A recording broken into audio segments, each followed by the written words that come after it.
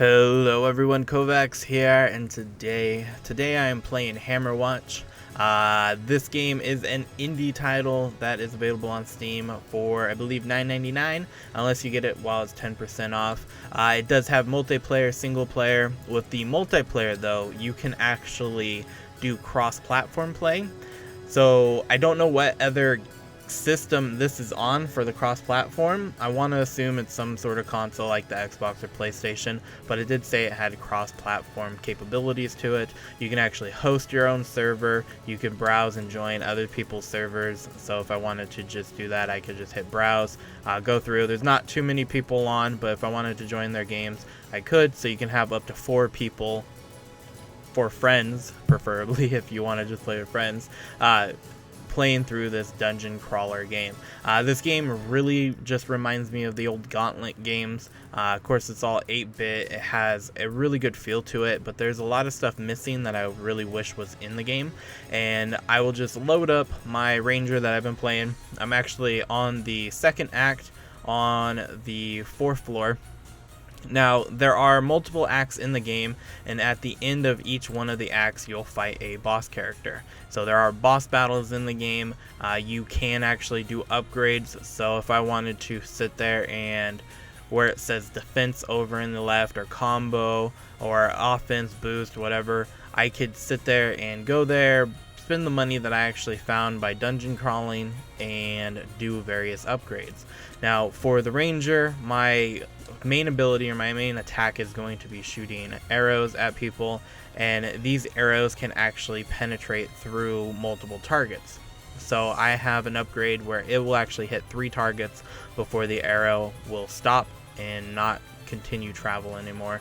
You do have special abilities, which I can show you here in a second while I pull all these. So special abilities are such things as this bomb right here. They're going to be different for every class.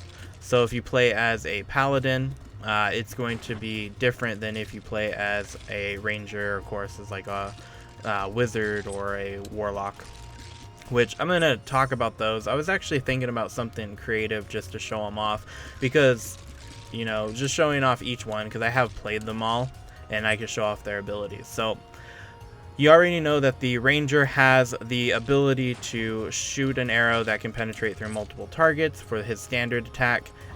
Also, on top of that, you can sit there and drop bombs. And when you get that 10 combo kill, like I had in the beginning, you'll get this purple aura around you. And I upgraded mine to do AoE damage. So that's why it was shooting out those little AoE balls in just various directions. And I can also heal myself 1 health per second until that combo runs out. So if I can actually manage to pick up the combo again, which it doesn't look like I'm going to do, and I died because I wasn't paying attention, I could pop that bubble again. Now, that weird symbol up into the top right next to where the gold key symbol is, that's actually your health, of how much health you have, or how many lives you have, I should say. So when that depletes, I don't know what happens because I haven't died that many times in this game. Moving on to the Paladin. So the Paladin character has a standard sword based attack, so your attack is going to be as fast as you can actually hit the button. So if you can sit there and fap the shit out of the buttons, you're gonna hit that many times. I believe it's the only class that can sit there and just hit that fast.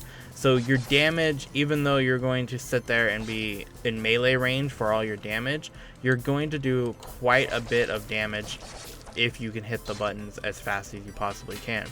His special ability is a charge, so anything in a straight line that you hit, if you actually do enough damage to kill that target, you'll just actually go through them and you'll continue on to the next target. If you hit something that doesn't die after that initial charge, then you're going to just stop and hit them and be, you know, hit it like a wall kind of thing. So you got to watch out if you're going to hit a target that will possibly not die, then you're going to be stuck in the middle of a group of people and you could possibly just be surrounded and killed very, very easily. The other thing is you can actually block incoming attacks with the shield that the Paladin has. So to do that, you have to be very precise of where your shield actually is facing when the projectiles come in at you, and it only works for projectiles. It doesn't work for if you are, you know, getting hit by a melee attack. I didn't see it actually work for that. I've only seen it work for projectiles, such as when the maggots in the first level, which I should be able to show you, attack you, then you can block that. Now, moving on to the combos.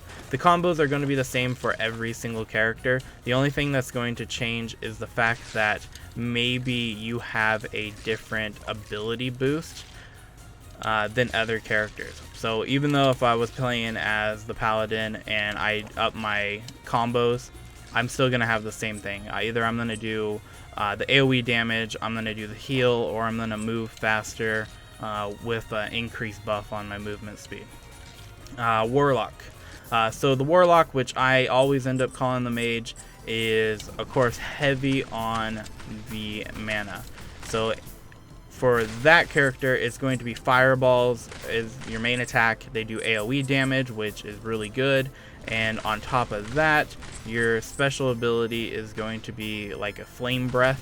So anything in a cone like in front of you is going to take damage from a flame breath. And that's pretty much it for that. I move on to the Warlock. The Warlock does melee attack, which, you know, might sound a little bit weird at first, but it does have, you know, a wand, so it's just doing the melee attack. But I want to say it has one of the strongest special abilities in the game, with the fact that when it hits something with its special ability, which is like a chain lightning, it's going to hit everything around it, and it does quite a bit of damage. So it's going to pretty much kill stuff when you're first playing the game, like anything, until you start meeting like the higher bosses and stuff like that, or higher creatures in the game.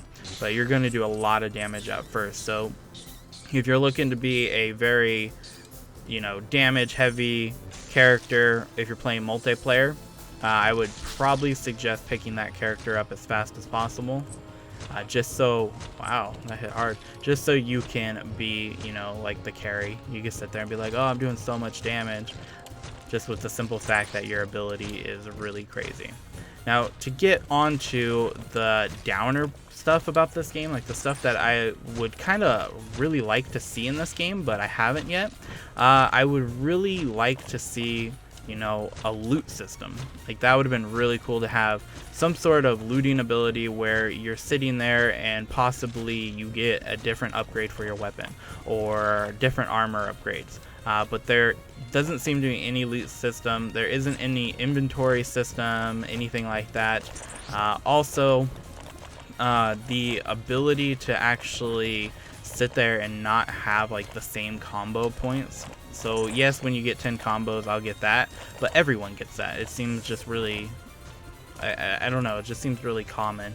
And it would have been nice to be like, well, the ranger's combo point, maybe he gets something that increased the damage of his bombs output or something, or his radius on how much damage it will do, how far it will reach. But I don't see any of that yet. And with the fact that all the characters seem to have the same combo skills, which increases your health regen and stuff like that, I don't believe it's going to be in the game.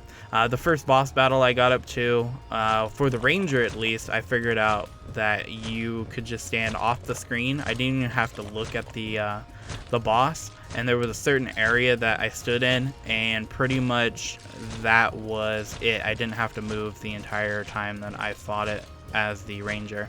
I could see it maybe being harder when you're playing as, you know, a melee class, or maybe a class that doesn't have as much range as the ranger does. But still, it only really did maybe like one ability, and that was about it.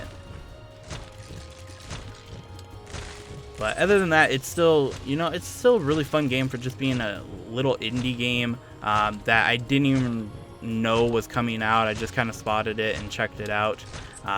Really fun so far. I can't wait to actually get into some of the multiplayer. Maybe get a couple of buddies together to sit there and do some multiplayer in the game, just to kind of check it out, because it's just going to be one of those games where the more people you have of course, the more it's going to be enjoyable compared to just running through it solo. But yes, this crystal thing, this is what one of the main abilities of the first boss was. So it's kind of repeating what the first boss ability would do. Nothing too scary. I don't know. I should let it hit me to see how much damage it actually does. Or if I can even like kill that.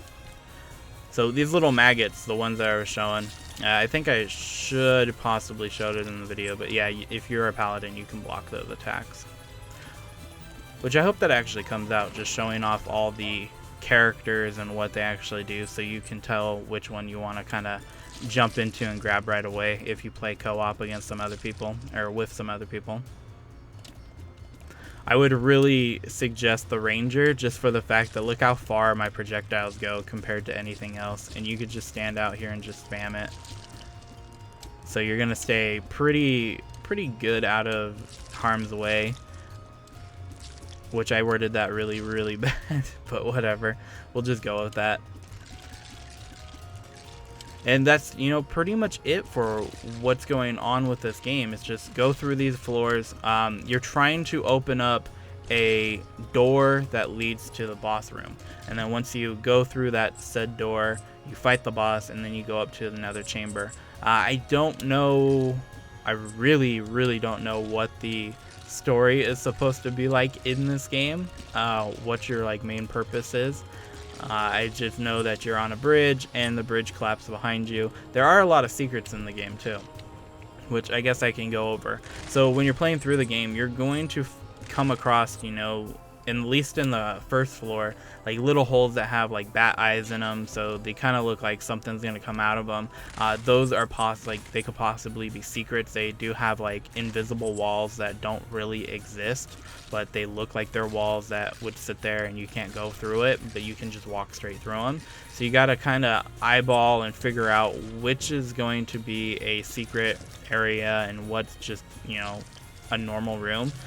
There was a room that I came across which teleported me to a totally different zone, and I was fighting all these skeletons, and I got a lot of money out of it. It was like a bonus room because I solved a puzzle that was in it, which wasn't really too hard of a puzzle. It did take me a little bit to figure out what was going on. It's one of those puzzles where if you step on one you know, square, it lights up this squares adjacent to it, but it shuts that square off. It was one of those weird puzzles, but it didn't take me too long to actually figure it out. Okay, let's see what we're actually doing. I have a bunch of bronze keys, which, as you can see there, like another key just kind of floating there. Let's see what the switch does. Okay, so it teleports it. Those little I guess you could say platforms, or little blocks that where the keys at. You'll actually come across those in the first act that you come across. You'll see those little X's on the ground. I didn't know what they were at first until I actually unlocked the secret, and those are pretty much where secret items go when you unlock them from doing like a puzzle or something along that lines. So if you do something and you're wondering what the hell happened because it said something unlocked or something triggered, check those spots out, because you could have possibly unlocked a secret item or something.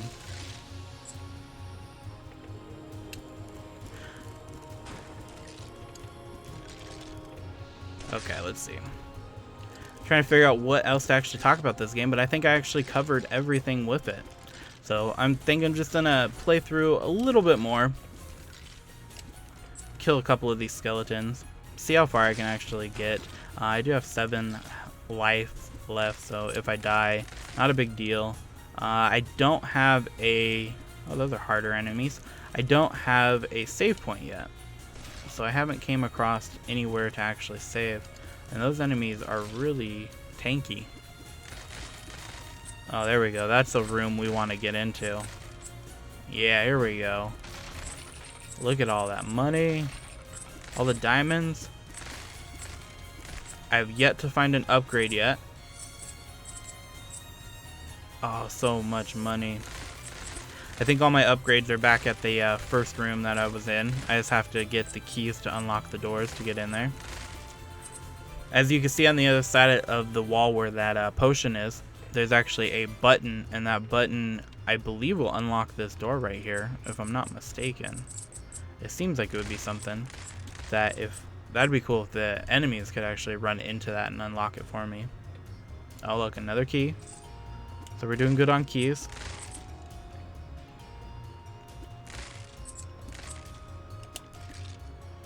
Okay, it looks like we are... You actually do have a map, which I should have talked about sooner, but... Nothing too... I don't know, nothing too out of the ordinary with this route so far.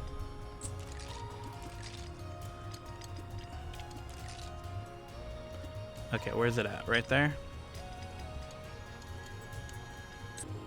Okay. Sorry about that short little pause. But I think I'm just gonna probably end it here. I don't know if I want to do like a whole, let's play over this, because let's plays are really iffy. But anyways, guys, I hope you enjoyed, and I hope you actually pick this game up, play it with a couple of your buddies, check it out, because it is a really, really fun game. Even though there's a lot of stuff that I wish they would have added to the game, it's still an enjoyable experience to just like sit there and just run through it. Even solo, I'm still having a really fun time playing this game. But I'm one of those people who I loved Rogue Legacy. I loved the Mercenary Kings. I really did like Mercenary Kings. I thought that was a great game for being an indie title. And I'm really just happy with indie titles that are coming out now. A lot of really good titles I've seen in the past couple of months, and I hope they actually just keep it up. That's why I'm kind of supporting the hell out of indie titles, of buying most of their games right now. But anyways, guys, this was Hammerwatch, and I will see you guys later. Bye.